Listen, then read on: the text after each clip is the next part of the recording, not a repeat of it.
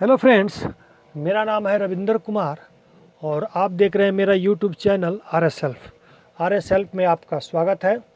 तो आज हम लोग सीखेंगे गणपति भगवान का वंदना कि हथिया के सूढ़ पौला मानुष के तन सुमिरनवा हमरा आरे जैतना। तो चलिए पहले म्यूजिक के साथ इसको देखते हैं, फिर मैं आपको लोगों को स्टेप बाय स्टेप एकदम स्लो में बताऊंगा एक उंगली से, ताकि आप लोग जो है आसानी से इसको बजा सकें और आप लोग को बजाने में कोई दिक्कत ना हो, दूसरा वीडियो आप लोग को देखने की ज़रूरत ना हो। तो चलिए शुरू करते हैं। ये हमने कर दिया म्यूजिक को स्टार्ट। हथिया के सूढ़ पवला मानुष के तन सुमिरन में हमरा रे जैतना। हथिया के सूढ़ पवला मानुष के तन सुमिरन में हमरा रे जैतना। असरा पूरा कर, असरा पूरा कर, देई के दर्शन हो सुमिरन हमें आई जैतना। हिया के सूढ़ पवला मानुष के तन सुमिरन में हमरा आई जैतना। सुमिरन में हमरा आई जैतना। देवाधिदेव जी के सेवा का कहैला। देवाधिदेव महादेव जी के सेवा का भक्त के आपन कबूल करीने वाता। देवाधिदेव महादेव जी के सेवा का भक्त लोग के आपन कबूल करीने वाता। सेवा में हाजिर बाटे तन मन धन सुमिरन में रहुआ आई जैतना। सेवा में हाजिर बाटे तन मन धन सुमिरन में रहुआ आई जैतना।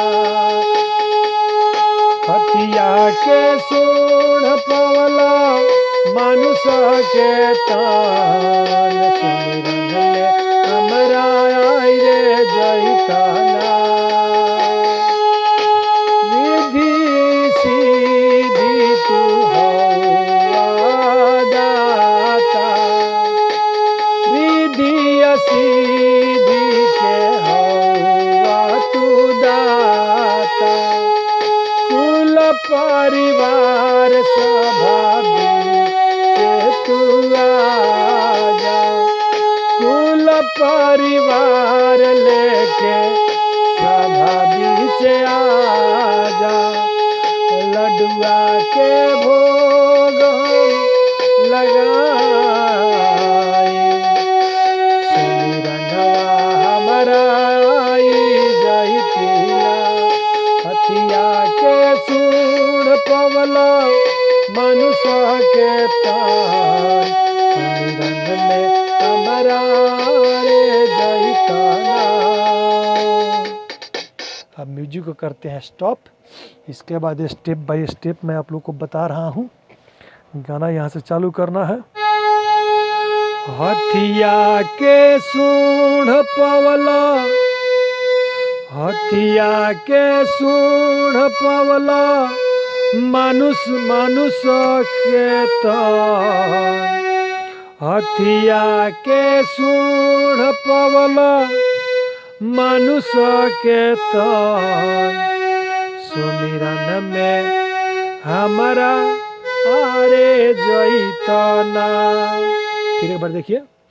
हथिया के सूढ़ पवला मानुष के तन सुमिरन में हमारा रे जैतना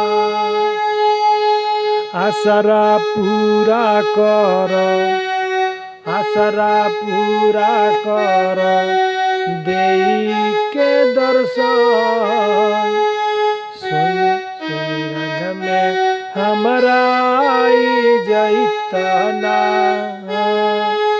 आसरा पूरा कर देई के दर्शन सुमिरन में हमरा आई जैतना। देव अधिदेव के देव अधिदेव महादेव जी के सेवा का देव अधिदेव महादेव जी के सेवा का भक्त लोग के आपन कबूल करीने वाता सेवा में हाजिर बाटे तन मन धन सेवा में हाजिर बाटे तन मन धन सुमिरनवा हमरा जैतना